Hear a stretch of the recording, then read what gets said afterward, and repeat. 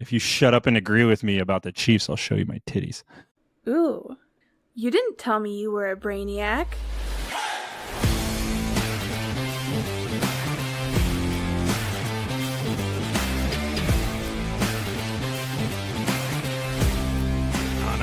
Welcome into LeatherBrainz, your host here, Slapdog, and it is time to talk about football. That's why we are here today, and I say we because I am joined by my good friend Alan Casanova Castro and Scotty Del Rey. We have the crew here again, 2 weeks in a row. It feels really wonderful to be able to talk football with all of you gentlemen, and that's what we're going to do today. So, NFC North, is it the best division in football right now? I say yes, but we'll talk about it. We're going to talk about the Jags. They finally won a game. The Panthers cooking. Maybe it's the start of a new era. Possibly, potentially. We'll chat about it. And so many other things. But before we actually do talk about football, we have to give a shout out to our sponsor, Erica's Healthy Pet. Ladies and gentlemen, I have said and will continue to say until the end of time, you need to go check out ericashealthypet.com because that is where you are going to find all of the necessities for your loved pet. Whether it be cheesy bites, turkey jerky, beef liver chews, sweet potato chips, and so much more. Go check out Erica's Healthy Pet and use code LB20. You're going to get 20% off your first order if you go to ericashealthypet.com and once again use code LB20. Alan, I believe you just copped some items from Erica. Is that correct? I did. Guilty as charged. I just bought some cheesy bites. Really excited. I have a cat and a dog, so I'm pretty pumped to have them try it out. You gonna try I don't anything? know. I'm definitely gonna eat one. Okay. I mean, we all have. Scotty has. Scotty has ate the beef sprinkles. So, report back. Let us know. ericashealthypet.com. Use code LB20 for 20% off your order. Go check it out. All right, let's talk about the NFC North. Let's start there. Is it the best division in football right now? Because the Lions, the Packers, and the Vikings are 28-3 against the rest of the NFL. Outside of games against each other, they haven't lost since October. I want you guys to close your eyes for a moment. Just close your eyes, and I want you to envision what the Bears could have been this year. If the Bears did not shit the bed, just imagine how incredibly stacked the NFC North would be this year. Wow. It's hard to not imagine the Bears shitting the bed because they decided to keep a coach that was not at all equipped to be the coach of that team, and they also did not do anything to address their horrendous offensive line. So it's like one of those things. Okay, but just imagine. You're supposed to imagine. We're just imagining. You're just imagining. But that's too much to it. That's like, just imagine. Alan said last week, if your grandma had a penis, it'd be your grandpa. That's how I feel right now. It's like, if the Bears were better, they'd be better. Okay, cool. Okay, fair. But that's an insane stat from those three. Those three teams just seem like nobody wants to play them at all right now. That Lions-Packers game was insane. It was a fun game to watch. What a crazy division. And I know a lot of people said it before, but I think too often we try to like prognosticate and predict like what these divisions are going to be, and you're like, oh, this is going to be a gauntlet. Look at this schedule, and then inevitably something like the Jets happen, and you're like, oh, just kidding. That division's super easy, and the Bills won it like 3 weeks ago, so there's like doesn't matter. But this one came to fruition. I think it's not the combination of teams, because I think if you were to go back and rehash like what three teams you thought would be dominant, I think everybody would have said Vikings are taking a step back, and maybe it's the Lions, Packers, and Bears. And I don't think that's not the three we thought, but it's an insane. I don't think anybody wants to play any of these teams right now with how well they're playing. So that's kind of an unreal division. As Chiefs fans, I often think about how much it would suck to be in a good division. I'm pretty worried about that happening to our team. So can you imagine being a Lions fan and being like, hell yeah, we're awesome now. Oh yeah, every other team in our division is also fucking awesome. Like, that's kind of bad luck. I think you're on your way there. And we'll talk about the Chiefs here in a little bit. I don't want to jump the gun. But let's talk about the Lions and the Packers. This game, Lions win this game 34-31. It was a good game, and it was a really good game. This is a game that I had circled this week where I'm like, I'm really, really excited for this one because it's two juggernaut-esque teams, and the Packers are, somebody who started off the season slow and have really found themselves much like last year. But Dan Campbell and the Lions, they found a way to bite some kneecaps on the way up and up, and they bit off the Packers' kneecaps. And Scotty, I know you want to say some things about Dan Campbell. So Yeah, he's letting me down all over again, man. I just said all those nice things about him. It's like he doesn't even care. I was talking about how he was making sound decisions. He wasn't doing this stupid shit. And then what does he do on 4th and 1 against a division rival in a 3-point game in the third quarter? He goes for it on his own 30-yard line. The play ends up being a 1-yard loss. They hand the ball back to the Packers and give them free points to take the lead, which is ridiculous. So that play was crazy. And then the very end of the game, I don't know if you guys might disagree with me about this. Going for it on 4th down when they could have kicked a go-ahead field goal with 40 seconds left in the game, and it would have been like a 30-yarder or something like that, is a ridiculous decision. Like, that's insane to me because they risked I don't think it's as crazy as going for it on your own 30-yard line, but I still think like the upside versus the downside it's like I've always said this about Dan Campbell. He's just kind of emotional. Like, he goes with the flow, like whatever is, pumping in his heart is the decision that he makes, and he doesn't think these things through because he very well, like, what's more likely? Jordan Love leads the Packers, 70 yards to kick a field goal and tie it or go ahead with a touchdown, or you don't go for, or you don't make it on 4th and 1, which they just happened the drive before. And now all of a sudden you're not winning the game, and now you only have to go that 30 yards and kick a field goal to win the game if you're the Packers. Like, it just seemed like two ridiculous decisions in the second half of that game, which is very disappointing for me. I will say, I agree with you. I the call in this 30, that's ballsy, but that's how he plays. Like, that's how he coaches. I think that's what makes the Lions this year. I think that's part of in their DNA is to do that. And I don't think that's a call he's making on Thursday, because that was the Thursday night game, wasn't it? Am I seeing that right? I think so. Yes, they played Thursday too. Oh my gosh, yeah. That's a decision that's made like Monday, Tuesday. They know what they're doing. They know what they're about, and I think part of what I think part of what makes this Lions team the Lions that they are right now is that they are going to go for it. That 4th down where they can put the game away, I don't mind that, because then you don't give Love a shot. Like, that's it. Like, that's all for you. You don't get this ball. It's if we miss this, okay, we'll see you in overtime, but you're not getting another chance to do anything in this game. So yeah, but that's the thing. If it was a 48-yard field goal, I'd agree with you. Like, yeah, go for it. Try and put the game away. But it was a chip shot field goal. I mean, I think it was like the 28-yard line or something that they were at. Like, it was, and their kicker's been awesome all year long. Like, they have no reason to believe they needed to get closer. So the only reason they did that is to prevent giving Jordan Love the ball with less than a minute left and one timeout to have to score a touchdown in order to win the game. And the odds of that happening are so much lower than not converting on 4th down. But again, that one is like, I still think it's a dumb decision, but it's nothing compared to going for it on your own 30 when it's I've been praising Dan Campbell because he's stopped doing this a little bit, but I almost wonder if it's just the Lions have been so dominant that there hasn't been that many controversial decisions because they're beating everybody by so much. And that decision is the exact kind of decision that cost them the game in the NFC Championship last year. Like, that's the exact kind of decision he needs to not make. They went for it on 4th down several times. I didn't have a problem with any of them except for those two, like, because they were on the 50-yard line or on the 1-yard line, whatever. Those make sense. Going for it on 4th down on your own 30-yard line when in a one-score game is just handing the opponent points. It doesn't make any sense at all. Like, it's not ballsy. Like, calling it ballsy gives it too much credit. It's reckless. It's stupid. It's the mantra that is the Lions. I agree with Alan. I think, the Lions did this last year too.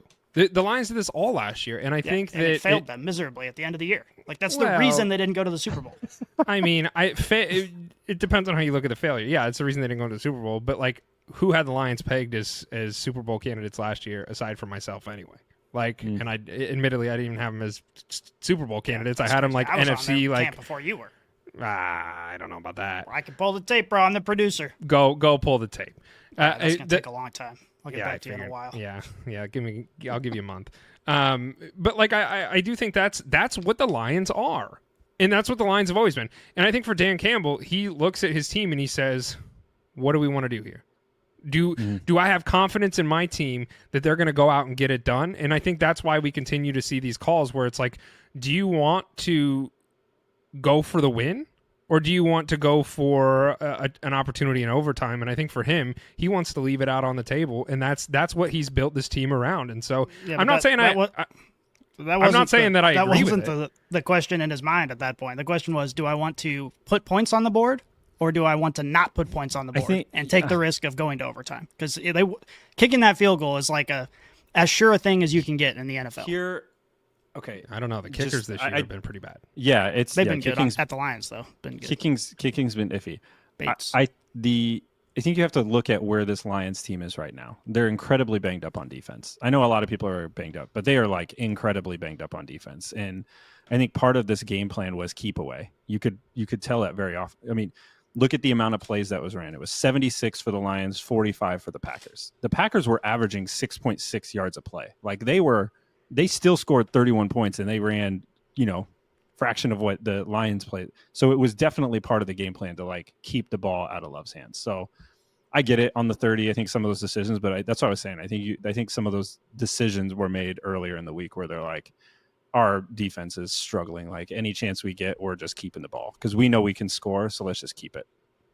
Yeah, even with that mindset, handing points to your opponent basically in the red zone seems like the opposite of what you'd want to do. We can't stop them. Let's give them more points. Well, they won the game. They win the game. So, and I understand that it was questionable and how they did it, but they found a way to win. And that's any given Sunday. And they did it. And congratulations to Dan Campbell. Still the best team in the NFL. I agree with that. While we're talking about the NFC North, I mean, the Vikings put an absolute stomping on the Falcons, 42-21. This was kind of sad, admittedly. I was looking forward to this game. It was the Kirk Cousins hometown reunion of sorts. And, he was coming back to play against his old team. And it didn't look good. In fact, it looked pretty bad. Kirk Cousins now has thrown 5 picks in the last 2 games. Is it time for Kirk Cousins to maybe hang up the cleats and have the young Michael Penix Jr., who's actually kind of old for quarterback purposes, come out and maybe start playing quarterback for the Falcons? I don't think so. I think you just got to give. I think we said it last week. You got to give him more time, even with. The last several performances have been rough for Kirk, and this one in particular, I mean, he's playing one of the best defenses in football. There's a reason the Vikings are this good, and it's not just their offense. It's because their defense is incredible. So, I think if you were the Falcons, you were going into this game hoping for a low-scoring affair, and it just so happened that Sam Darnold threw for a ridiculous number of yards, and then Jordan Addison and JJ just went insane. Like, if 21 points on the Vikings defense is pretty solid. Yeah. Okay, go ahead. No, I just want to talk about the Falcons in general because it's like, yeah, where do they go from here? What do they do here? Like you look at this team and it's like you have a pretty good roster, right? I mean, like you look at the talent on both sides of the ball, and specifically the offense, because that's kind of the contention right now is like, what are we doing? Like, you have Bijan Robinson, you got Drake London, Kyle Pitts is, as soon as I got on the train, he got off himself. And so like, what do you do here? And like, what are the Falcons? What are the Falcons? Like, the season's over. Well, the season's not over, but like, that's what I was going to talk about. It's not. That's what I was going to say. It's not over. They were tied for first in their division, and they're only a game behind now. The Bucks. I don't know. Did they sweep? Yeah, they swept the Bucks, so they hold the tiebreaker. And their last 4 games are the Raiders, the Giants, the Commanders, and the Panthers. So it's interesting because if you think they're on a 4-game skid, it's not looked great. But which one of those quarterbacks is going to give you the best chance to win these 4 games? Because I think they're going to need to win at least 3 of the 4. Yeah. Let's say they win 2 and they lose 2. And let's say the Falcons are now a wild card in. Okay. They'll go to the playoffs. They lose the first round of the playoffs. What do the Falcons like? What do they hang their hat on to say like what are we doing next year? What are we doing to improve next year? Like I don't know. I was really excited for Kirk Cousins to come to the Falcons, and I had the Falcons easily winning their division. I had the Falcons as like a higher caliber team than what we have seen this entire season, because all last year we were saying they're a quarterback away. They're a quarterback away. They need a competent quarterback. They just need somebody that can be a game manager for them, which is historically what Kirk Cousins has been most of his career, is a good game manager, right? Excuse me. So they go get Kirk Cousins. They now have their game manager, right? They have their guy that they need in order to get their playmakers the ball. And it really hasn't happened a lot this year. It hasn't. And like, yes, Drake London has had a great year. Kyle Pitts is hit and miss. Bijan Robinson, depending on he's a great running back. They lean on him quite a bit, but it's not like you have a Derrick Henry. You know, it's not like you have a Saquon Barkley-esque running back. And so, like, you know, we keep talking about identity, and that's the word that keeps, and I don't want to continue to talk about identity, but like that's just the word that keeps coming to mind is like, what do the Falcons hang their hat on as far as like we have an identity and we know what we want to do moving forward? I don't get the impression that they do have one. Well, I think if I'm the PR team for this Falcons organization, I'm coming out and saying, especially if they make the playoffs, even a wild card, or they win their division, you come out and say, okay, first year we had this quarterback, first year we had this head coach. We've got a young quarterback waiting in the wings for the future. Kirk Cousins is perfectly capable of running this offense. They need a little bit more time. Like I think you can spin it in a semi-positive direction. The problem is all of us, and I'm sure all Falcons fans, had just such high expectations because everybody thought they were a quarterback away. And it just turns out that may have not been the case. And like I said, you know, adding a new head coach into the mix changes a lot. Like, I think we underestimate the impact that can have. And so, you know, maybe they just need a little bit more time to come together and to figure out what they're doing. So maybe next year this looks a little bit different, but it does reset the expectations for this team quite a bit, I think. You agree with that, Alan? I do. I mean, you look at this game, the scoreboard doesn't really tell the story from the stat standpoint. I mean, they outgained the Vikings still. They were moving the ball. The turnovers really hurt, and that's one of the things quarterback can't do. And I don't think Kirk should, but I also think it's a frequency thing. Like, I mean, he's throwing it a lot, you know. And do you want it? Do you want Kirk to do that? I don't know. And some of that was probably game script because they had to come back and they were trying to move the ball. But the defense just was getting torched. I don't know if you saw that one clip where Justin Jefferson was wide open. A defender like dove for no reason. It's like there's a lot of other issues. I agree Kirk could be playing better, and the 2 interceptions really don't do him any favors, but that defense was like that was not good. They have a lot, and there were some problems. great catches by the Vikings wide receivers, by the way. Addison had a couple wonderful catches and great plays. So it's like, I understand that. I do. I'm just talking about and I wasn't hyper focused on this game alone. It was more just taking a step back and looking at the Falcons team as a whole and this whole season. And I really haven't been that overtly impressed like I thought I was going to coming into the season. And I'm sure a lot of Falcons fans probably feel the same way. With just like Scotty alluded to. So it'll be interesting. But you know what? Kudos to Sam Darnold. Kudos to the Vikings. They're balling, man. And you know, we were talking about Sam Darnold. Let's talk about Sam Darnold, because there were some reports that came out that Sam Darnold and the Vikings have not had any contract negotiation talks, and he is on a 1-year deal with them. So you know, I've been saying for weeks now, I don't think Sam Darnold's going to be a Viking next year. And with the news breaking that they really haven't had any contract negotiation talks, I think that stands. I think that, you know, I want to give myself some flowers here for a moment, because I said that, you know, right before Daniel Jones had signed with the Vikings, I said I think this would be a great move for the Vikings to go get Daniel Jones, and they did. And I think that had kind of put the nail in the coffin that Sam Darnold will not be a Viking next year, because I think they plan on signing They plan on signing Daniel Jones to be a backup quarterback / maybe he'll start the season next year until JJ's ready to go. But I think Sam Darnold, I think this is pretty solidifying that he will not be a Viking next year. Is that fair to say? Yeah. And look at who they just played. Look at who I mean, obviously I know he tore his Achilles and he was working his way back from that, but the Vikings know what they have. And too often I think GMs make decisions based on like rewarding players, not looking ahead to like what they need or what they can do. Look at Daniel Jones on the roster. The Giants did that. They're like, all right, let's reward him because he had one good year, and let's, you know, make this our franchise. And they're like, oh, well, shit, that was totally wrong. I think Sam Darnold's been around for a while. This has been a great year for him, and I think it's very obvious that it's the Vikings and that staff that bring people up, and I think they're confident they can do it with somebody else. And it's a financial decision. They're not going to want to pay max dollar to a guy that, you know, they turned him the way he is. They don't want to pay for it. Let somebody else pay for it, and then you know, be smart with your money. So I think it makes sense. I know there's going to be a lot of hand wringing though, because they're going to say he deserved it based on his performance, which is semi MVP-esque if you look at all his passing statistics. What's really going to be interesting is worst case scenario for Vikings fans is Sam Darnold walks and you have JJ come out and start and he struggles for the first like 5-6 games. And then you're thinking, we let Sam Darnold walk. He ran this offense like a pro. We brought in this rookie. He's struggling. Like, I think that's really going to make Vikings fans really upset with how good they've been this year if they come out real slow next year. But I agree with Alan. I've been saying it since the offseason that, I claimed that the rookie quarterback who went to the Vikings would end up being the best rookie quarterback in the class. And the reason for that is not because of the talent of the quarterback, but because of the system. And Sam Darnold, even though he's not a rookie, has kind of proven that theory out.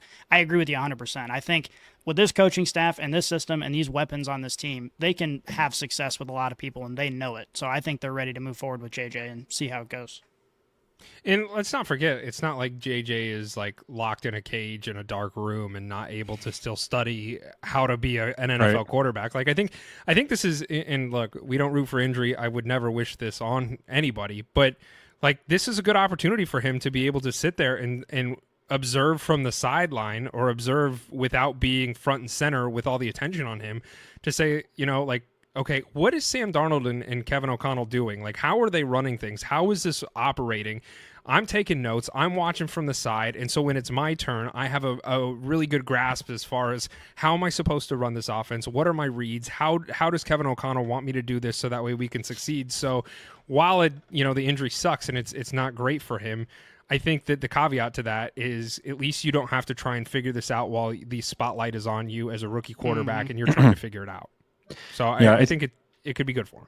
Yeah, diving into this weekend, I kind of did some Googling because, Sam Darnold, everybody's talking about, getting the contract. And I didn't realize he was younger than Josh Allen even. I don't know why in my brain I assumed Sam Darnold's been here forever. And he's got a lot of life experience. He's been to multiple teams. Yeah, he's been to multiple teams. And then I was looking at his stats and I'm like, okay, what are we looking at this year? Because we're talking about like, hey, is this an outlier? And I mean, I think everybody would say yes inherently, but like it's way outlier.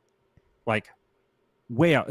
His career high in touchdowns was his second year with the Jets, and he threw for 19. He's already thrown for 28 with the Vikings, and this is like so far and away an outlier. Look at the talent on this team.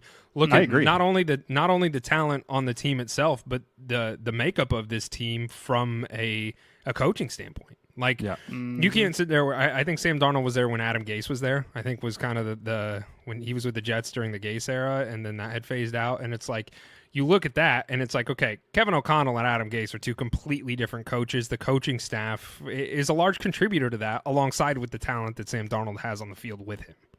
It's not like the Jets when he was there. And then he went to the Panthers. I mean, you're talking about a guy who has had very unfortunate luck when it comes to being picked by teams who just have no talent and no competent coaching. Like these are franchises that are historically bad. Like it's not even just like a middle of the road, sort of situation like maybe Kirk Cousins is with the Falcons. He's only stopped at places that are historically bad except for the 49ers, and there he didn't even really get to play.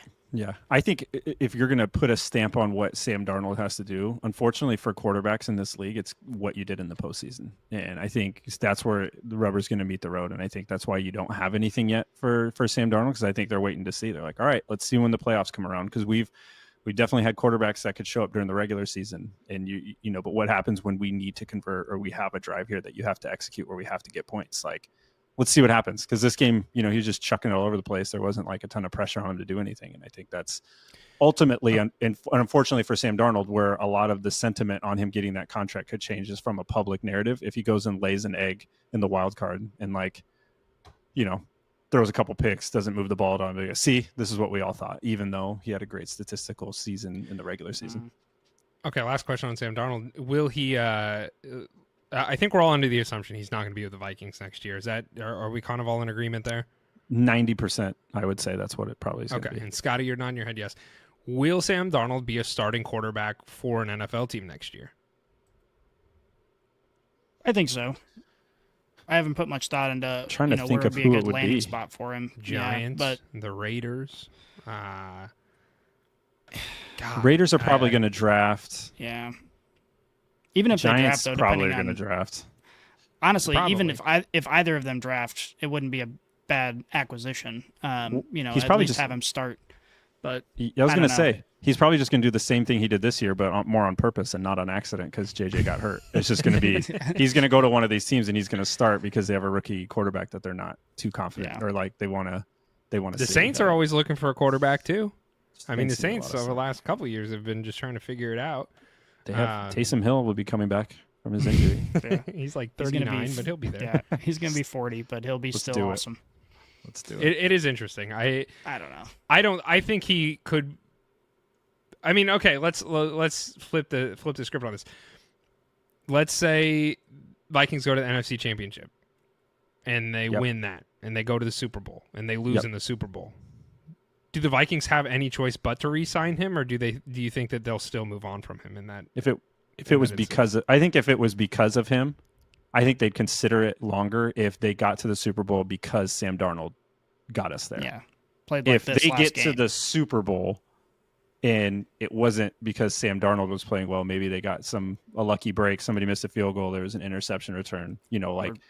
I think it's going to be how they do it is going to determine if they extend. Him. And there's a very high likelihood that if they make a solid postseason run, it's going to be because of their defense. I mean, there's a very high likelihood that they struggle on offense against good defenses, and then their defense is just keeping games close, relatively low-scoring affairs. I think there's a good chance that happens. So I still think, if you make a good postseason run, they have to seriously consider re-signing him. But I think that if that doesn't happen, they're pretty much guaranteed not to re-sign him.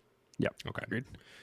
All right, let's talk about a quarterback that is potentially done after this year. Let's talk about the Jets and the Dolphins here. Dolphins win 32-26. Was a good game by both teams. Rodgers threw for 339 yards and a touchdown, no picks. Tua threw for 331 yards, 2 touchdowns, and no picks.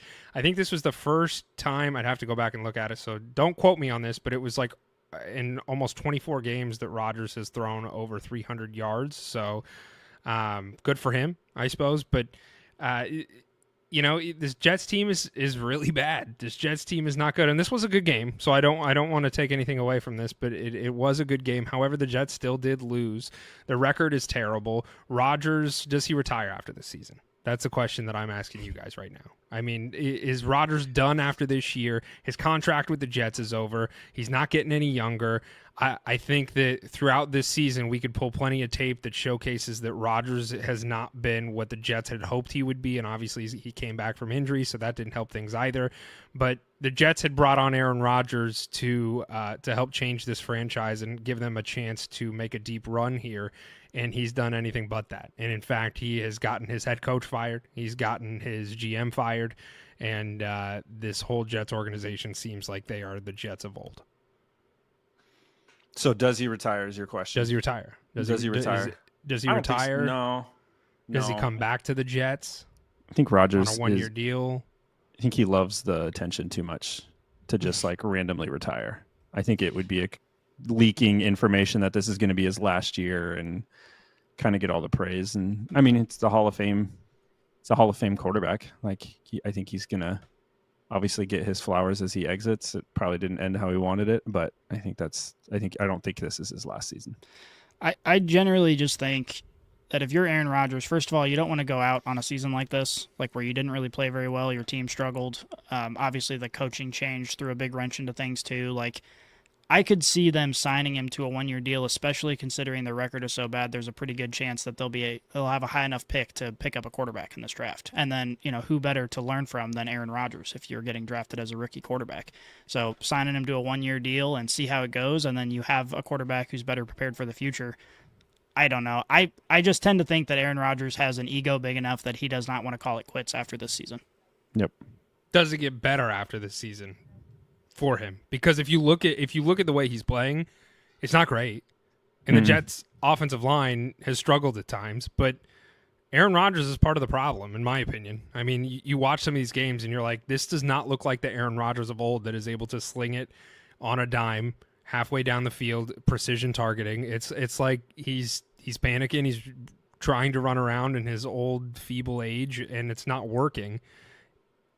I don't know if the Jets would want him back. I don't think he's going to retire, but I don't think he plays for the Jets. He's come out and said he wants to play for the Jets. Whether that's true Yeah. or not, obviously, it could be his mind games that he plays. But Yeah, I don't know. I don't think he'll be. I think he might just call it quits because I don't think the Jets are going to want him back. I think the Jets are going to be like, hey man, you're part of the problem. We're not going to pay you anywhere close to what you're going to want, and we want to look towards the future without you. Yeah, in true Aaron Rodgers fashion, this is going to go through the summer. He's not going to. Oh yeah, for sure. Because he's not. For you sure. know, he's not going to sign anything. Teams aren't going to sign him until they figure out what they need, and then who wants to bring him in to like maybe try to salvage some sort of season. I think anything he does is going to be like emergency. Okay, we need a quarterback here. I think his prospects of getting to a team that are like Super Bowl aspirations are out the window. He's going to have to. Look at whoever's picking top 10 and doesn't get what they want. Like that's probably where he might end up. But that could be the Jets. It could be, but I'm saying it could be the Jets. It could be, but I'm saying you're not going to know until Yeah. everything shakes out, and then they're like, "All right, come back. We need you again. You free?" Can you imagine? I know Aaron Rodgers. He's had a real successful career. He's Hall of Famer and all that stuff. But if I were Aaron Rodgers, this is the exact part of my career that I would be so excited to get to. It's like, bring me on as a backup. I can help coach whoever. I don't have to play anymore. I don't have to get hit. I get paid to work out, and I'll make millions of dollars sitting on the bench.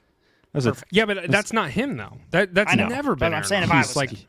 Yeah, if it was us. Yeah, because you're like a person who understands where you're at. For him, it's like he wants the limelight. He wants to be the center of attention, and he wants to be. I'm Aaron Rodgers. Like I'm not going to be a backup. Like I'm worth starting. When you see what's going on the field this year, and you're like, dude, you got Devontae Adams and Garrett Wilson and Breece Hall and a plethora of other weapons here, and you're not getting it done. You're struggling. And so you take him and put him on a worse team. Take him and go throw him on the Raiders. And tell me if they're in any better situation. And obviously they're down to their third-string quarterback, so they're probably wishing they had Aaron Rodgers. But it's like you look at the teams that are probably going to be in worse situations from a personnel standpoint than the Jets. It's going to be a worse situation for Aaron Rodgers to come out there and try and play football every week because he's going to die.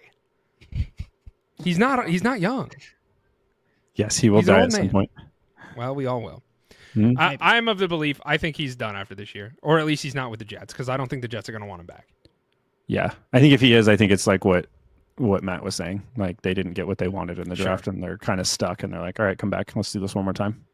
Well, and the Titans are another team that it's like, do they go get a quarterback? Because the Titans are terrible. They play the Jaguars this week, and I don't know if you saw this game, but it was painstaking to watch. And the Jags finally did get a win. They won 10-6. It was the battle of the bads, really. I mean, it was very disgusting to watch. I don't really fully understand how Doug Peterson still has a job. I think, if anything, Doug Peterson is really glad that Trevor Lawrence got knocked out for the year. I think if he could put a shining light on anything, it was the fact that he lost Trevor Lawrence, so he can sit here and say, well, we lost our starting quarterback, so it's like this is why we're not succeeding. I don't understand how Dougie P still has a job. There's no way. There is. Let me tell you something. You posted a tweet, Slapdog, saying that you were going to go light yourself on fire in Arizona or something to protest the Cardinals. I did. And I think every single person in Florida should do that if Doug Peterson isn't fired. Like, there's no excuse. The fact that he's not fired already is ridiculous, but there's no chance he ends up with this organization going forward. Like, zero chance. No matter what happens to Trevor Lawrence. Trevor Lawrence could have exploded into a cloud of dust, and it would not matter. They should have fired Doug Peterson immediately after that. So everybody in Florida, some like random old lady that doesn't watch the Jaguars is going to have to set herself ablaze because he does. She's like, I don't even know what a Jaguar is. I'm surprised he's still with the team. I thought he would have been fired already. I think we discussed. I don't know how many episodes it was. Probably like a month or so ago after the London. Was it the London game? We're like, it was the London game. Oh, you were like, he's so gone. Well, and then they played twice in London, so we're like, okay, they didn't want to fire him and send him home on a jet alone, so we'll keep him for one more week. And here we are, week 14, and he's still big chilling. Like, makes no sense. I don't know, and that's what I'm saying is I think it's because Trevor Lawrence got hurt. He's now like, well, this is why we didn't succeed, or this is why like our season kind of got derailed. And it's like, yeah, that's an excuse, but Nobody's What buying else? that What excuse. else are we hanging our hat on? Are the Jaguars just waiting until the end of the season to fire him at this So do point? you think- Because it's atrociously bad. So do you think Doug and McCarthy for the Cowboys are both going to use the quarterback injury life raft to secure themselves another coaching I think season? McCarthy has more of a track record to be with the Cowboys organization to at least, not that I would agree with it, because I do think McCarthy should get fired. But I think if you were to hang your hat on anything, at least McCarthy can pull up, historic data and say like, hey, this is what I was capable of doing, versus Dougie P. It's like, what have you done since you've been here? What have you succeeded on since you've been here? And it's not a lot. I mean, they won a playoff game. The Jags did. I mean, sure. And then what's happened this year? They year? beat Herbert. Yeah, it's not been great. And I would say both of them kind of have interesting peak. Like we got up to this spot and now it's just like backsliding into what they've become now. I called it I don't know. landslide. I think that'll be interesting to see. I agree. I think McCarthy's probably fine. And I think Jerry Jones has said as much in random conferences. He's, kind of likes, McCarthy. But this is very interesting. We'll see. If Doug ends up staying around, it's 100% the quarterback injury life raft that distracted everybody from what was happening to this team. That would be just Do the insane. Titans try and draft a quarterback this way? Are we all of the understanding that Levis is not the answer? I don't know, man. It's just so tough to do that, to move on that fast. Because Will Levis had some good games last year where they, gave him reason to be hopeful. But man, he just Gun to your looks head, so bad at football. Matt, yeah, I was going to say, gun to your head, Matt. You have to. You're like, all right, if we keep him and he doesn't end up performing, we get to pull the trigger, or do you want to just go to another quarterback? No, I mean, if it was me, I would immediately go to another quarterback. I just don't know if they are willing to do that. They should be. We talk about that, even though we'll talk. I know the next game we wanted to discuss was somebody that may be reviving themselves. Sure, and Bryce Young is a wonderful example of that. The Panthers are. I don't want to say frisky. I don't want to label them as frisky because I feel like that's overzealous. It's just they're they losing look better than we expected. but it's fun, and they look like for the first time in a long time they give a shit. And I don't know if it.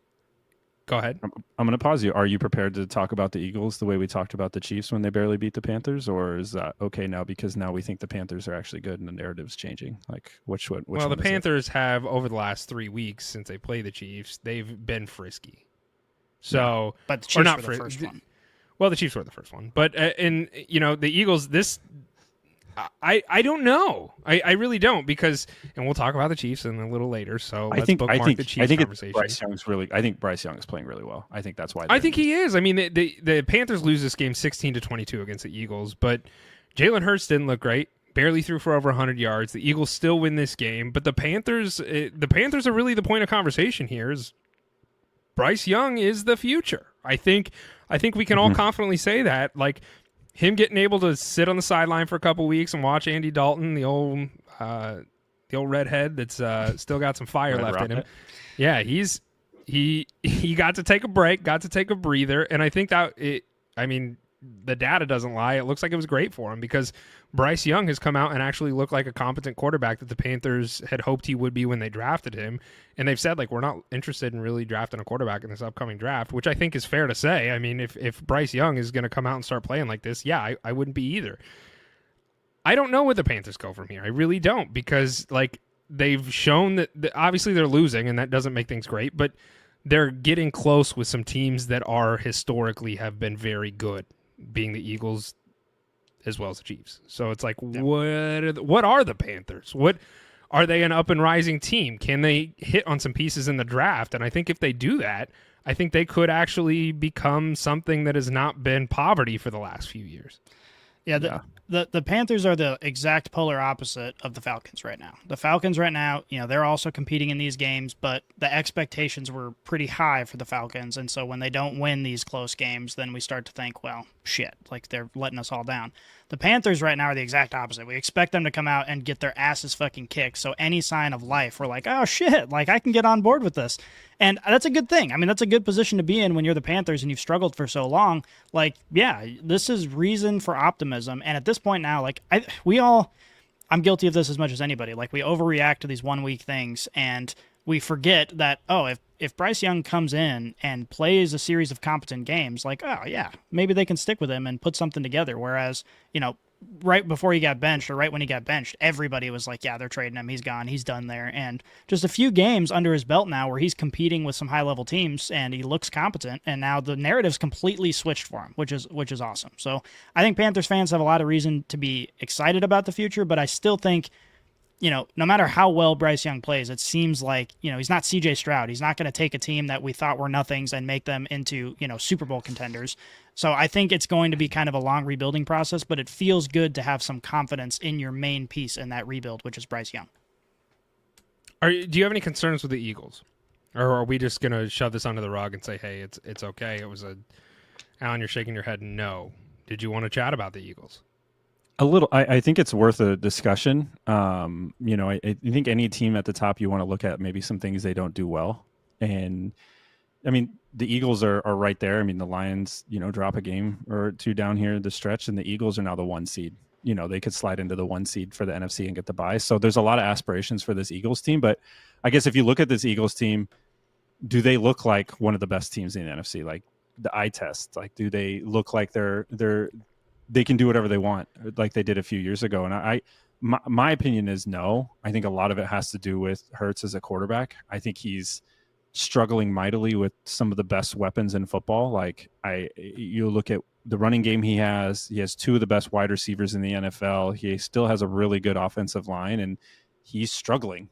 He's struggling to throw the ball on time. He's struggling to score and lead this team down the field and get points. And I think that's something glaring. You go into the playoffs and your quarterback isn't playing the way he should. That's the most important piece of any team, and that's a question mark, I feel like, for the Eagles. I don't know how you guys feel about that, but for me, it's like Jalen Hurts is still like, I don't look at him and be like, wow, he's the reason why they're going to do good things. I think they might do good things in spite of maybe how he's playing.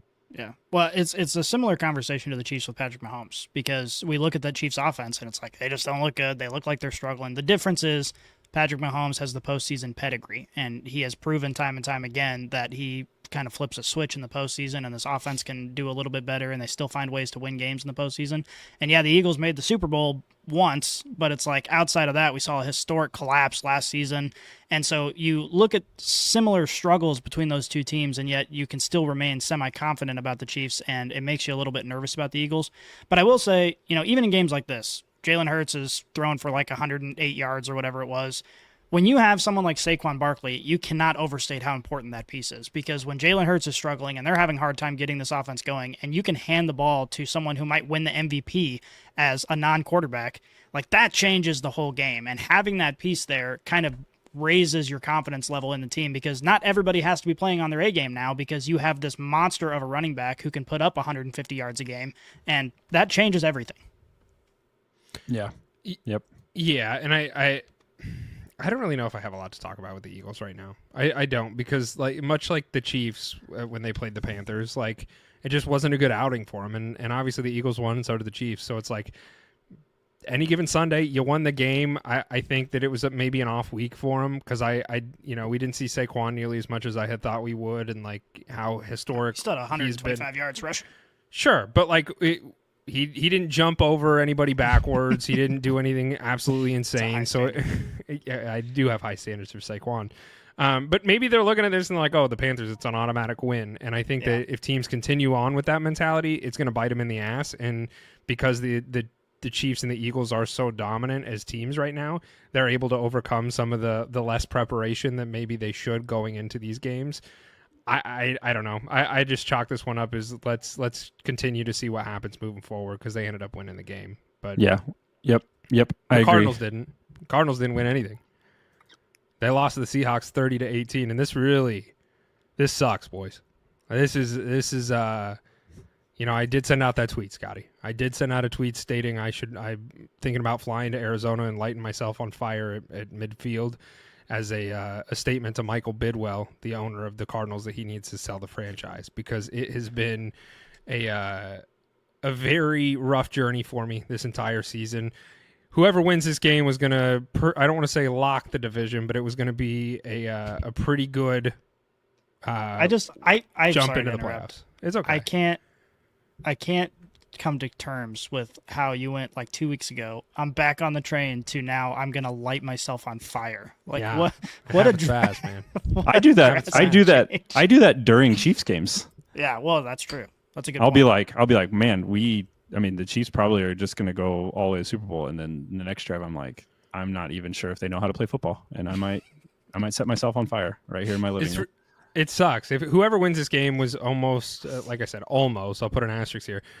To lock the division for a playoff spot, and now the Cardinals have roughly 25% chance to make the playoffs because they lost this game. And the division's hard, right? It's the Rams, Seahawks, Cardinals, and 49ers. So the division is a tough division, but we had the opportunity to almost clinch this division, and for us to lose this game was really rough. Like we needed this game really bad, and it sucks, man. Like I think our offensive coordinator is a fucking joke. Drew Petzing, you need to join me in lighting yourself on fire for such a disgrace of a job you've done this entire year.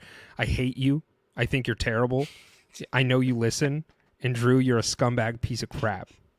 And honestly, I think John Gannon probably needs to go as well. And I will say our defense with John Gannon this year has looked okay. But I don't think John Gannon is the person for this franchise. I don't think obviously, if he's still keeping Drew Petzing around, John Gannon also join us in the midfield and light yourself on fire because you failed. He's goofy as fuck, dude. Like, he's a weird motherfucker. He is weird as hell. The way they perceive Dan Campbell, if you were to like take that and then flip it completely on its head and go the opposite way, you get John Gannon. Like this just kind of weaselly dude who doesn't really talk that much. It's like I can't imagine him pumping anybody up about anything. No, I would cut off my pinky if I got Dan Campbell. Like that's what I would do. I would cut my pinky off to have Dan Campbell's head. That's it. Well, that's a start. That's not that much. I mean, I'm cutting off a limb, dude. I would cut my pinky off to have Dan Campbell. That's a digit. You got 10 of those. It's still a limb. You got That's 2 20. legs. Are legs digits? No, legs are limbs. Legs and They're arms limbs. are limbs. They're limbs. It's like a tree. Okay. If a branch comes down, that's a limb. If a like a little stick comes down, If you cut off your It's a limb, I'd digit. respect it. yeah. I'm not cutting off my whole leg for that. It's too important.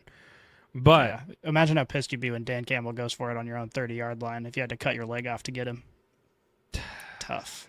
it sucks, man. Like our offense should be much better than it is. Our defense is playing fine. Like I wish they'd play better. But like I look at the offense and I'm just like, dude, Kyler Murray is a dog. He's a prima donna little motherfucker, but he can play football pretty damn well. The problem is we're not doing anything to highlight what he's good at. We're not doing anything with Marvin Harrison Jr., who I was very excited for and has been largely gone and just disappointing. Our offense is just ass. And I'm like, what are we doing here? Yeah. It's so frustrating to watch. I'm sorry. I'm done. Like I'm the season's over. Season's done, boys. And now I'm going to go into next season. 25% chance to make the playoffs. Fuck it. I don't care. I don't fucking care. And this will change next week. But I'm just mad and I'm frustrated and I don't understand how sometimes we look amazing and then it's like 20% of the time we look pretty damn competent and then the other 80% it's like, oh man, we forgot to tie our shoes. I didn't realize we were going out to play a football game today. Like it's fucking absurd and I don't understand it. Drew Petzing, fucking jump off a bridge, and John Gannon, hook yourself to a chain and jump with him. Are they they're the Arthur Smiths of this year? Apparently, this is all where I was more. Smith, by the way. Yeah, I was gonna say slaps. I felt like every episode last season was like Arthur Smith got Scumbag some piece of shit. Yeah, he got some death threat in the middle of it, and so now we're switching gears. Looking at this Cardinals team, looking at the weapons that they have, man, I agree with you. It's really hard not to be frustrated with the product that they're putting out right now. But all this is shaping up to be for all our listeners is that now next game, Kyler's going to throw for 3 or 4 touchdowns, 300 some yards, and Marvin Harrison's going to catch a couple of them and have some highlight play. Like I think that's what we're in store for now. So we're going to We're gonna win, cool. and then it's gonna. My hope is gonna reignite, and I'm gonna come and be like, guys, we're back. We're fucking back. Let's go. Like we might be able to make the playoffs, and like I don't want to get in that headspace because every other week for me it has been like we're gonna be something. We're gonna do it. We're gonna go to the playoffs, and then the next week it's like nope, we're ass again. Never mind. And it's like identity is the term that is thrown around all season long for us on this podcast, and we have none. We have nothing to hang our hat on and be like, well, at least even if we lose and or we don't go to the playoffs this year, I don't even have anything to say like we can build on this. We can do this. We have a direction. We need a couple pieces, and we're going to be able to come back next year reloaded and even better. And it's like, no, what we need to do is we need to hire or fire Drew, potentially fire John Gannon, which I don't think is going to happen. But if he doesn't get a new offensive coordinator next year, we're fucked because Drew Petzing is an idiot. The guy's a moron. And he doesn't know what he's doing. And that's it. That's all I have on the Cardinals. Is there anything else we want to talk about? Death threats are just a pivotal point of this podcast. I didn't threaten him with death. I suggested he do it himself. Suicide suggestions. Yes. That's fair. That's good. That's good legalese. You didn't actually say it, That's smart. No, I didn't threaten anybody. I threatened to burn myself, and I invited them to join me at midfield. But I didn't say I'm going to drag you to midfield and burn you. That's going be too crazy. far. That would be insane. Yeah, no, We'd I'm never not say that. I'm not that crazy. The Bears. We're talking about coaches that are no longer around, or that I don't want to any longer be around. And the Bears did lose their head coach, Matt Eberflus. So the Bears go into this game without a head coach, and the interim bump did not get it done for the Bears. The 49ers absolutely stomped the Bears 38-13. Mind you, I don't know what's going on with this 49ers running back room. They have no Christian McCaffrey. They have no Jordan Mason. Isaac Guerriendo, the rookie running back, gone. He gets hurt. He's got a foot sprain. He may or may not play this upcoming week. They're down to basically like who wants to come play running back for us. And honestly, I would never be in contention for that. But if I ever was, I don't know if I'd want to because this running back room seems incredibly cursed.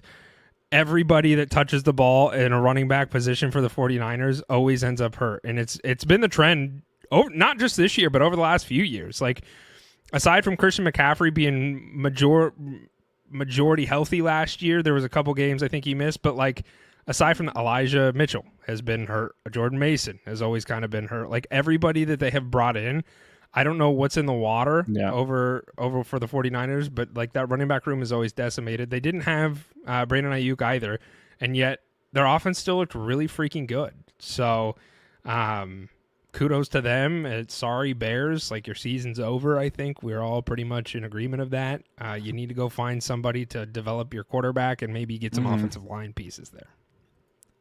Yeah. I want to talk about the 49ers quick because I think you touched on something.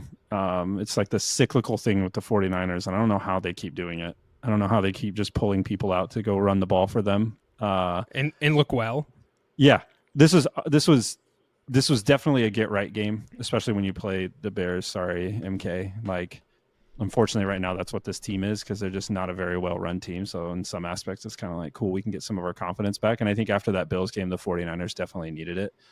And you look at what else happened in that division with the Rams taking care of the Bills. Like, I think it's a good division. I think it's just injury and getting people back healthy that's largely plagued everybody top down in that division. And I think don't want to further add frustration to you, Slaps, with what the Cardinals could have done here, but I think it's a testament to the coaching that they have in that division to keep these teams on the rails. It's kind of the antithesis as you look at the Bears, where it seems like they do have a lot of those pieces to do great things on offense and they just can't figure it out, versus the 49ers that are just like putting band-aids on everything and still rolling out a team out there to get some wins.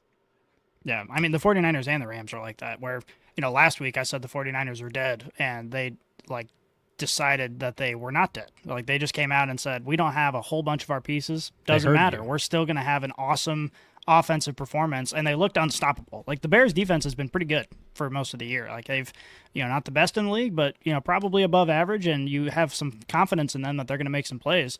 And the 49ers just steamrolled them with like second string players pretty much all the way around the board. Like it was crazy. And it's exciting to see because, I think the 49ers have been good for so long that we just kind of expect them to be a juggernaut. And it was kind of a little bit sad to see him just suffering all this injury. Same thing when Brock Purdy got injured in the playoffs last year and they just had to, put Christian McCaffrey in as the emergency quarterback. It's just like, this isn't really what I want to see. It's not the product that you expect. And this game, it looked like the product. Like, you can't complain at all about it. So we'll see if they can keep it going. It's a tough division that they're in, and they've got a lot of work to do. Yeah. Could you imagine being Thomas Brown? He is the interim head coach for the Bears. He came into this season as the passing game coordinator for the offense, and within 14 weeks has not only become the interim offensive coordinator, but then he stepped into the head coaching role because of the disarray that is the Bears. Like that. What a wild turn of events for him. It's like he goes home to his wife and he's like, yeah, they just fired the OC. They asked me to step into OC. And then like 3 weeks later, he goes, guess I'm running the show here. Like, I don't know what the hell's going on, but yeah, they asked me to do it. And why not? Like, what do I have to lose? Like, they can't fire me because I'm just a passing game coordinator. Yeah, it's kind of like if you're running a fast food restaurant and you hire a 16-year-old and he's like the only one that just like shows up on time and doesn't, scream curse words at the customers. So you're like, yeah. You're the manager now. Like, we're just going to put you in charge of everyone.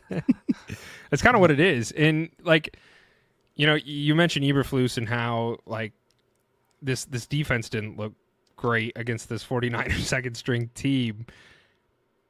Was Eberflus the full problem here? Or do we think that, obviously, he can't develop a quarterback? I think we are all in agreement there. But is there a real chance that Eberflus goes and finds a defensive coordinator role next year because of what he's proven to do from a defensive perspective with this Bears team? I think coaching, especially NFL coaching, is such like a brotherhood, and they generally kind of look out for each other, and people with that knowledge he'll get a job somewhere. And I don't know if it's like a flat out coordinator, but he'll probably get like an analyst or team up with somebody for a little bit, or maybe a specific position group. I don't know. I don't know what the future is in store for him, but I think as a head coach, obviously that ship has completely sailed. You look at some of the head coaches around the league. One of the top things they do is share their vision. Like Tomlin, what are you getting out of a team? McVay, what are you going to get out of a team? Shanahan, what are you going to get? You kind of know, like, there's a vision, there's a blueprint for how they want to get things done, and you can tell people are on the same page. Now, it may not always work out.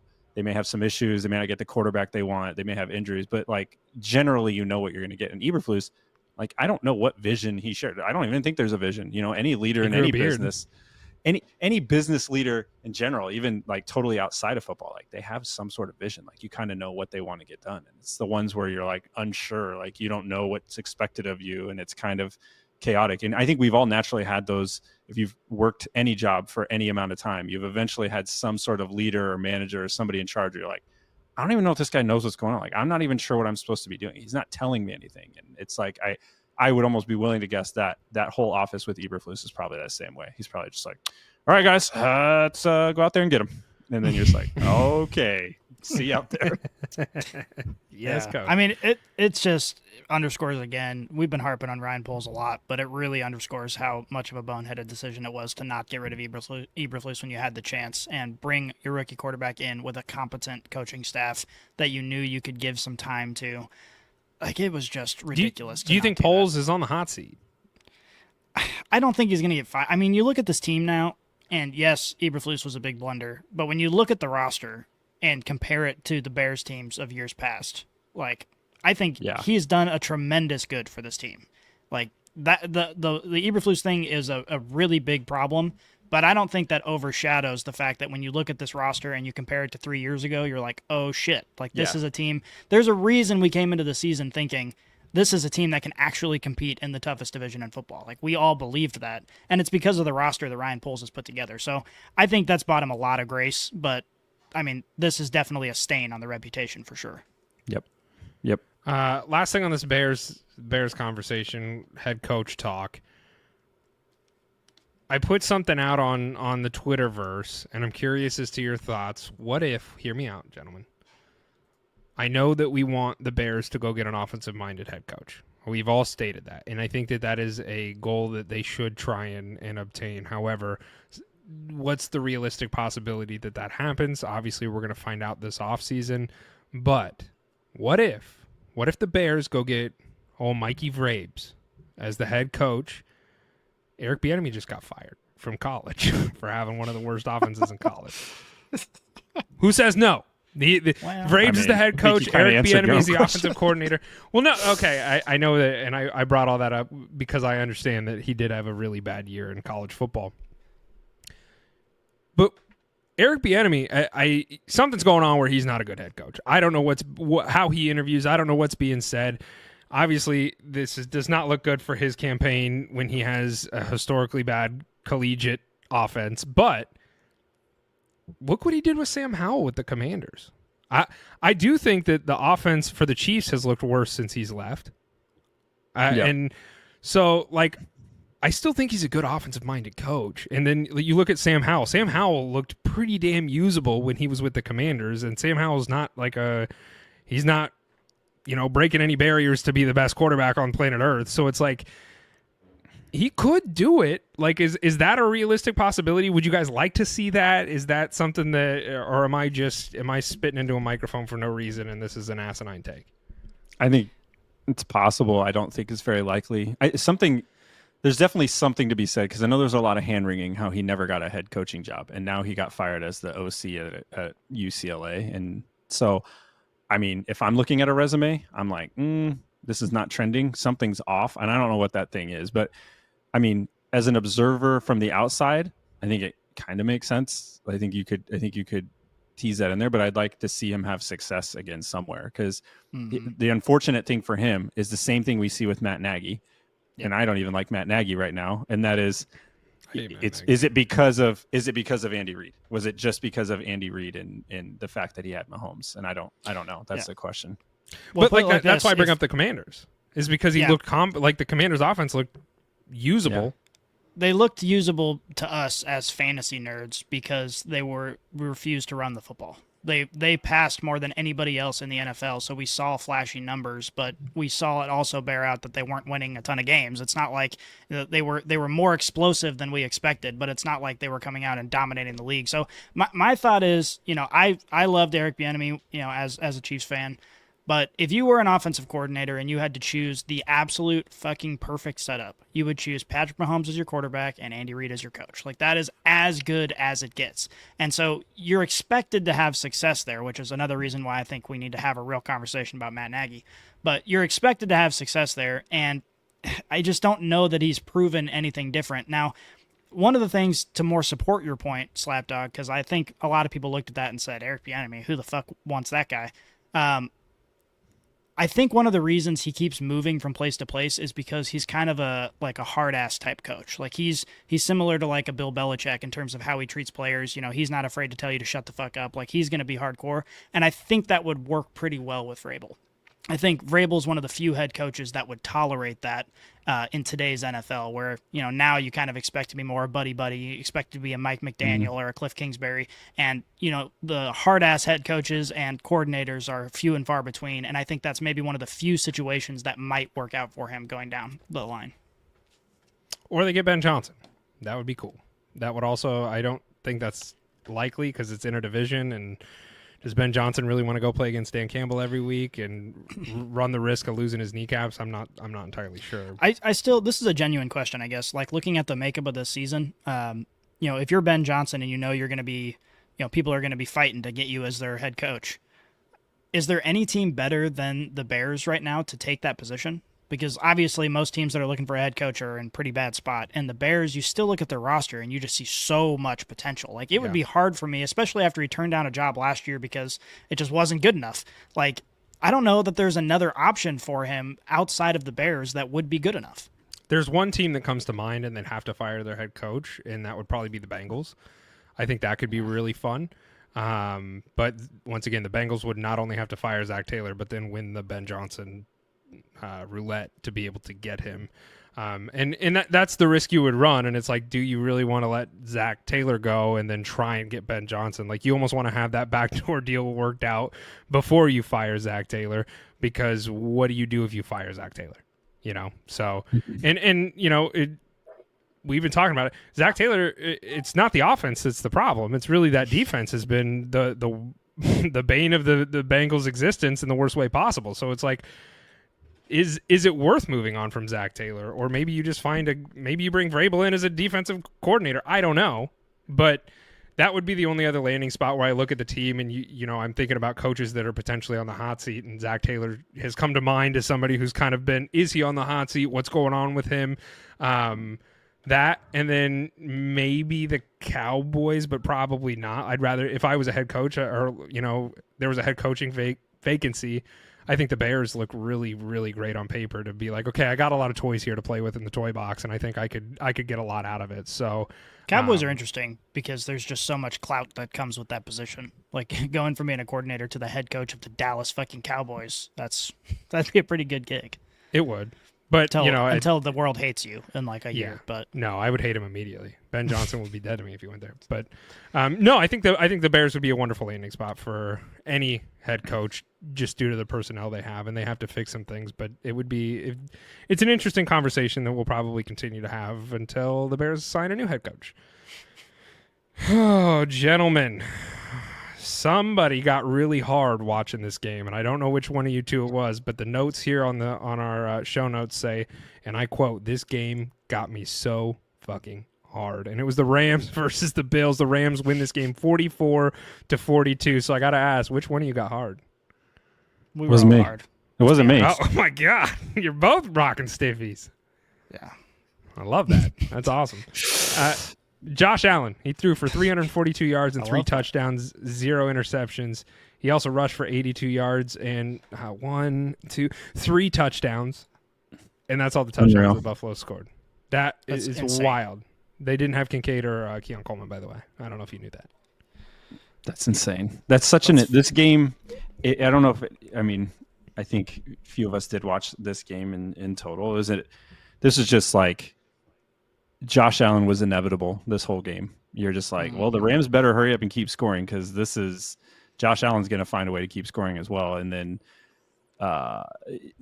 they ran out of time and timeouts, which I know was part of the conversation of how their coaching staff is kind of managing these games in late game scenarios. But it was like the Bills defense couldn't do it, and which is interesting, because that's also been one of the strong points of this team. Like, they've been considered one of the more balanced teams of having amazing offense, probably the MVP in Josh Allen. And then their defense has been stopping people, getting off the field, creating turnovers, and they just could not do this with Stafford. And I think this Rams team, this offense finally looking healthy, finally getting their playmakers involved. I think this was if you looked at the records, you're like, oh my God, what are the Bills doing? How did they lose this? But if you look at the team and where they are and their health, it was like, it's just like two really, really, really good offenses going at each other. And it was a fun game to watch. I think, unfortunately for Bills fans, now the margin for error is super slim to get the 1 seed, which I know was top of mind for them.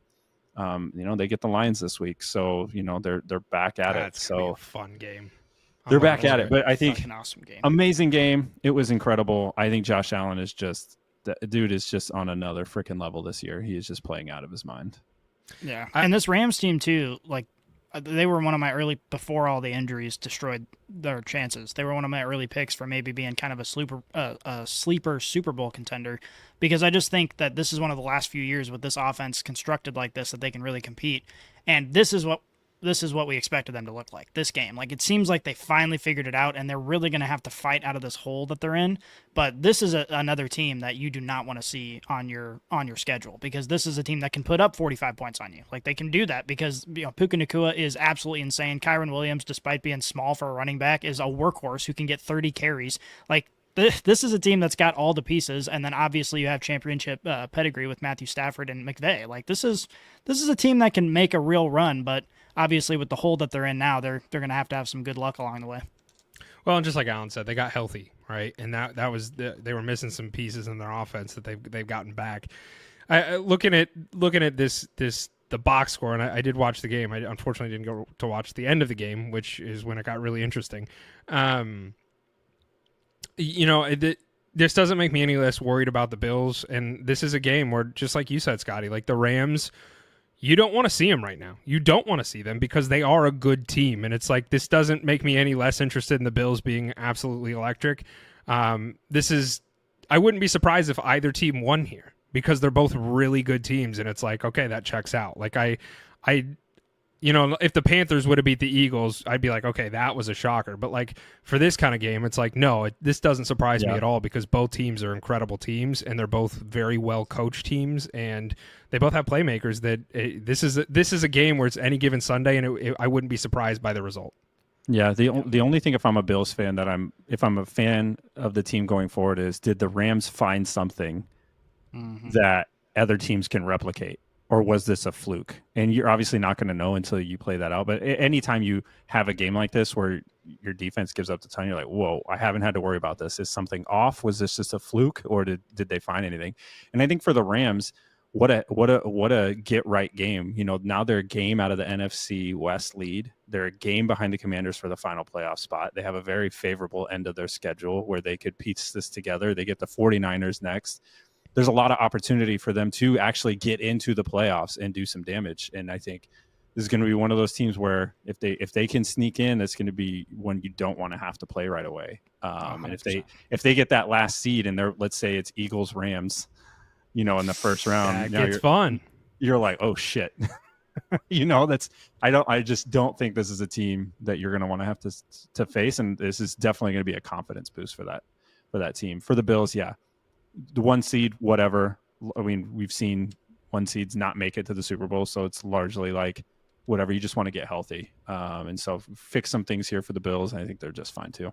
I think we're going to learn a lot about whether or not this was a fluke in the Detroit game. Because if any offense can put up 45 points, yeah, Detroit is one of those freaking offenses. So we'll see if they can make some strides and maybe keep that game a little bit lower scoring from the Detroit side. Because with the injuries that Detroit's having, and we're going to talk about this game in a second, but the injuries that they have on defense, like Josh Allen could put up 40 points also. So we might see another shootout game next week if Detroit has something figured out about the Bills' defense.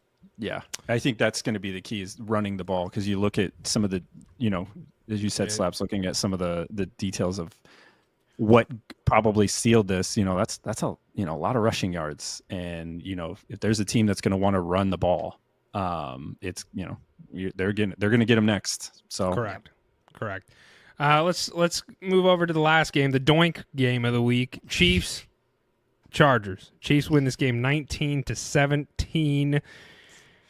Our resident Chiefs fans, Scotty and Alan. I'm going to start by saying this. I sent out a text message earlier this week. Actually, it was last week. And I said, I have something I want to tell you boys. And I said, you know what? I'm going to wait. And I'm going to say it here on the podcast. So I'm going to do it. I want the Chiefs to win the Super Bowl. I want the Chiefs to win the Super Bowl. We're fucked. Kiss of death. Kiss of death. I want it. I want the Chiefs to win. I want the Chiefs to go all the way. I'm in. I'm in for the Chiefs to win. That's the worst thing you could have said. Sorry, buddy. Christ. That's where I'm at. So if it's the kiss of death, it was me. But I do want the Chiefs. I want the Chiefs to go. I do. So I'm just going to start with that. Okay. What's the reason? I feel like this is a backhanded situation. No, it's not. I came to the conclusion right when I sent that text message. I want the Chiefs to win because I want history to play out. I want to be able. It has never been done before, a three-peat.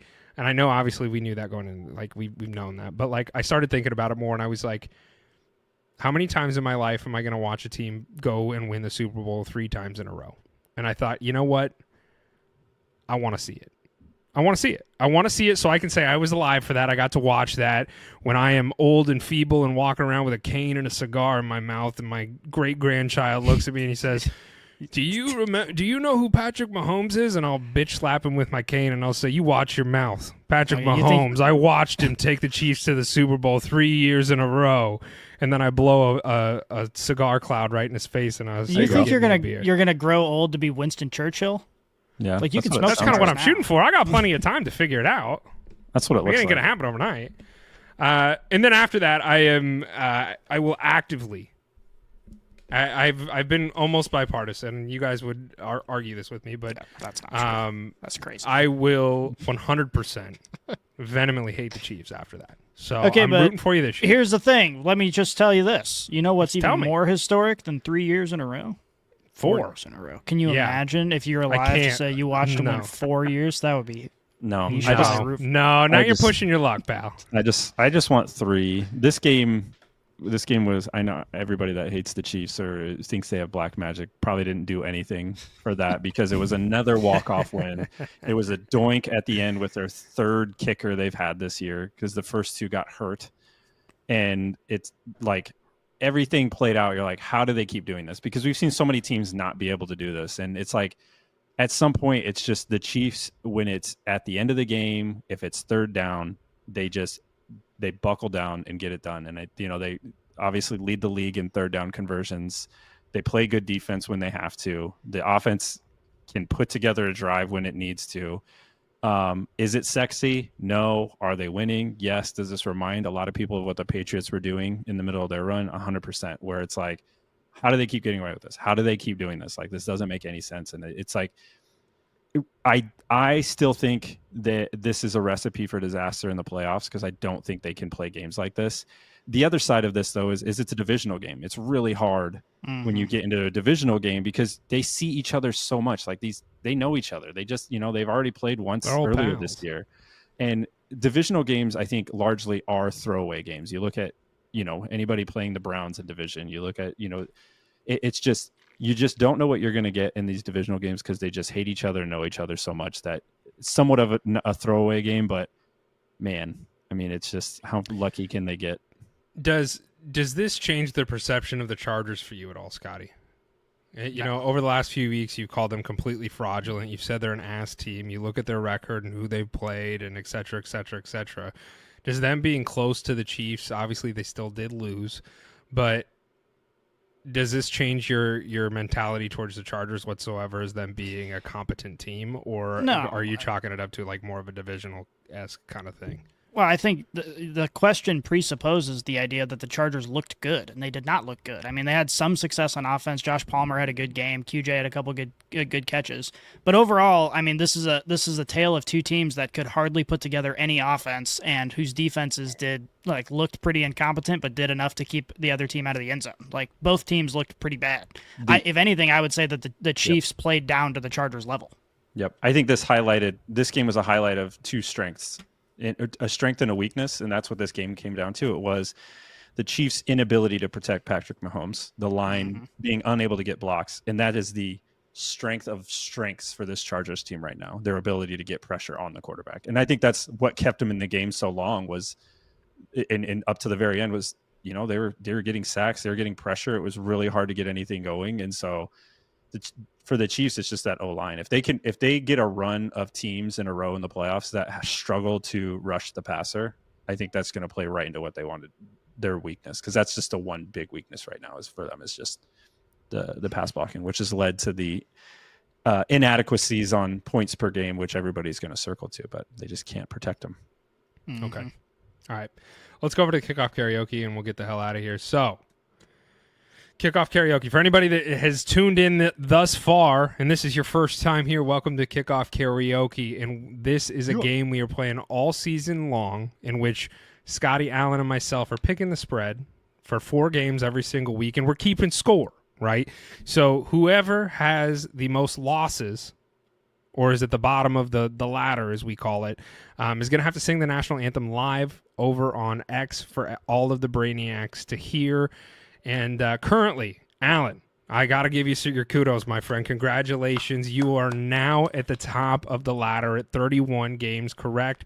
Scotty, you have been the guy who's carried the torch for the majority of the season, and you are now sitting in position number 2 with 30. And then you got me, old Slapdog. I'm sitting at the bottom of the ladder still with 26 wins. I'm slowly climbing my way back up. At one point in time, it looked like I would never... I was looking up to the gods, being both of you, and just saying one day. And now I can smell you. I can smell you. I'm still pretty far away, but your stench is I'm catching on to it. I'm at 26, so I'm a little farther behind than the both of you. But I'm going down with a fighting chance. So you want to know what's crazy? I was doing some math because obviously we have the standings of how many games we've picked right, and it's 31, 30, 26. Matt and I are actually over 50% picking games against the spread so far this year, and you're at 47%. So you're actually not far off either.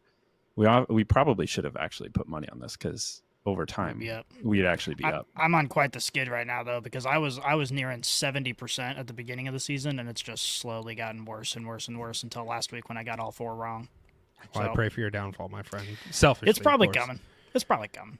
I've been I hope practicing so. the national anthem. I can't wait to hopefully maybe hear it. Alan, let me state this. I should say the games we're going to be picking this week. So we got the Rams at the 49ers, the Bills at the Lions, the Bucks at the Chargers, and the Steelers at the Eagles. Alan, Yes, you're sir. top of the ladder, so you get to pick first. It is the Rams at the 49ers. The 49ers are 2.5-point favorites. Who are you taking in this game? Yeah, I'm gonna have to take the Rams. We were just talking about how they're starting to get right. The 49ers are still banged up. Down another running back. You got Debo Potentially tweeting here. Yeah, it looks like he might be out for the game. It looks like they're gonna have to get It is. another. It's like correct. They're going to see So- how he feels in the next few days is what the statement is right now. Yeah, and you got Debo tweeting how he's just not getting the ball enough. So, there's a little bit of rockiness over there with the 49ers, as good of a job as they've done with the injuries, but I like the Rams. I like the Rams here. They're coming off that win. I think there's some emphasis ending this season to make the playoffs. Okay. Scotty, who are you taking, buddy? That's I number 2. agree 100% with Alan with that. It just comes down to the Rams are finally healthy, and the 49ers are the exact opposite of that. And, yeah, the 49ers looked good last week. I bet against them last week, so maybe they'll prove me wrong again. But, I just think the Rams are a very safe bet, relatively safe for, 2 good teams matching up. They're just in a better spot, and I think they're rolling and looking to save their season. Okay. I'm also going to take the Rams. I think they're healthy at the right time. Everything that both of you said, I agree with, and it looks like it's an even sweep here. I think the Rams are going to cover the spread and win this game. So let's move over to the Bills at the Lions. The Lions are currently 2-point favorites. Scotty, who are you taking? Yeah, this is one of those toss-up games, like you were saying earlier, no matter who wins, you're not really going to be surprised because both of these teams are so good. But I'm going to stick with the Lions. I just think they're the best team in football. I think they should be favored in basically every one of their games, and for good reason. So I think the Lions are going to win, and I'm hoping for an offensive shootout that will be awesome to witness. Okay. Alan, you have chosen for me. You're saying I'm taking the Lions, and I'm not.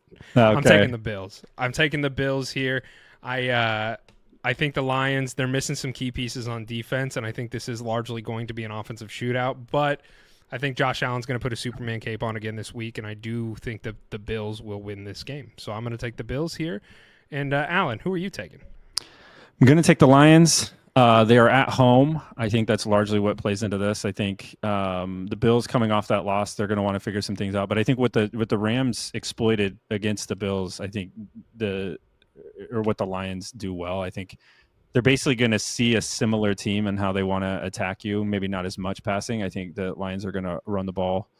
I don't know if any more than the Rams did, because the Rams did run the ball quite a bit. But I think for the Bills, this is a rough follow-up to a game where some of your weaknesses might have been exploited ahead of a matchup where you're going to have a coach that's looking to take advantage of all of it. I will say the rushing totals were quite boosted by Josh Allen, and I don't see Jared Goff doing that. So I don't know. I just Sonic and Knuckles, though, man. Yeah, I mean, there's no doubt about it. It's one of the best running back duos in the league, if not the best. Yeah, it is the best. Hands down. All right, so I deviated. I'm going Bills. Next game up, we have the Bucks at the Chargers. The Chargers are 2.5-point favorites. Gosh, this one is really hard for me. And obviously, with Vegas at a 2.5-point spread, they're saying this is going to be close.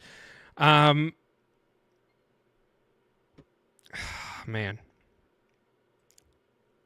I'm going to take the Bucks. The Chargers are missing J.K. Dobbins. Like Scotty said, they're they look like they were dilapidated against the Chiefs, and I think the Bucks. I think Baker Mayfield's going to come out with some gumption, which is a fun word to say. And I think the Bucks. I think the Bucks are going to win this game, so I'm going to take the Bucks here. And we'll go over to you next, Alan. Yeah, the 2.5 is just very razor thin, so this could go either way. I think I'm banking on the Chargers getting Ladd back. If they get him, I think this Chargers team can put some drives together. They were definitely missing him. The Chiefs defense even admitted that part of their game plan was to double Ladd McConkey, and he ended up not even playing. So lot of respect for him across the board in the NFL, and I think if they get him back, that's largely going to be helpful. The only other thing is, it looked like Herbert got kind of banged up in that game, so I don't know if any of that's going to carry over. So going out on a limb again, it's the home team. It's a small line, but I'm gonna take the home team in this one. Rolling what you got, Scotty. Who are you taking? Well, there are a couple things that go into this. Number one, the Chargers are ass. Number two, the Chargers aren't playing for anything, but the Bucs are playing to win their division. I know the Chargers are actually playing for something, but the Bucs are playing to win their division. I do think that the Bucs are kind of a schizophrenic team. The Chargers are just feisty enough to make it competitive, but I think if they play this game 10 times, I think the Bucs win 8 of them. Like I think this game can go either way, but I think the Bucs are that much better than the Chargers. I think the Chargers are just kind of overrated, just generally speaking. The easiest schedule in the NFL, haven't really had much offensive production when they do win. Like I just think that the Bucs, if Baker Mayfield comes out and has a good game, I think the Bucs are going to put up some points on this team. I should have taken the Chargers. As soon as Scotty started slandering them, they're probably going to come out and win this game, but it is what it is. And let's go to the last game here. We got Steelers at the Eagles. Eagles are 5-point favorites. Alan, bring us home. Who are you taking? I'm going to take the Steelers here, but obviously this is 5 points, so that's a lot of points for a Steelers team that plays really good defense. And we talked about how the Eagles sometimes struggle to move the ball. I think the Steelers are going to make this a really tough game on the Eagles and force Hurts to win it. I like the Eagles to win with a field goal late to come away with the win, but I think the Steelers will cover that 5. I think this is going to be a really, really, really close game. I wouldn't be surprised if the Steelers won. Okay, Scotty. Yeah, I agree 100%. I think when you're looking at Steelers games, you just think pretty much no matter what, the Steelers are going to keep fighting and make it close. And when there's a 5-point spread, that's just juicy as shit to go with the Steelers. The spread makes this difficult. If this was a 7-point spread, I think I'd take the Steelers, but I'm going to roll with the Eagles here. I think the Eagles are going to... I don't trust the Steelers offense. I know that Russ has started cooking a little bit.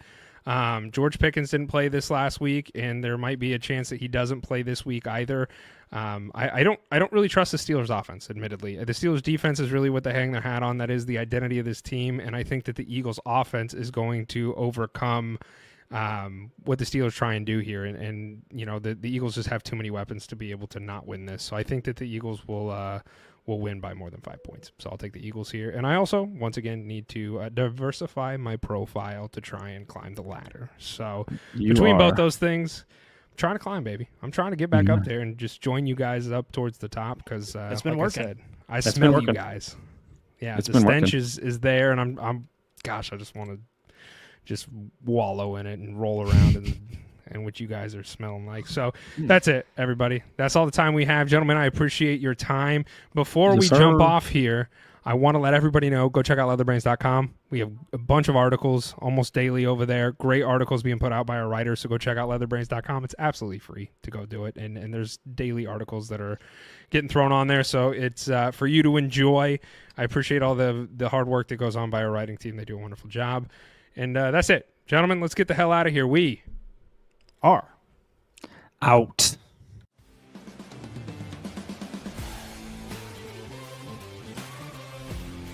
If you enjoyed this episode, make sure you tune into our new releases every week on your favorite podcast app. Follow us on Twitter, Instagram, and Facebook, and check out LeatherBrainz.com for all of your fantasy football needs. And remember, Brainiacs, a championship should be more than a fantasy.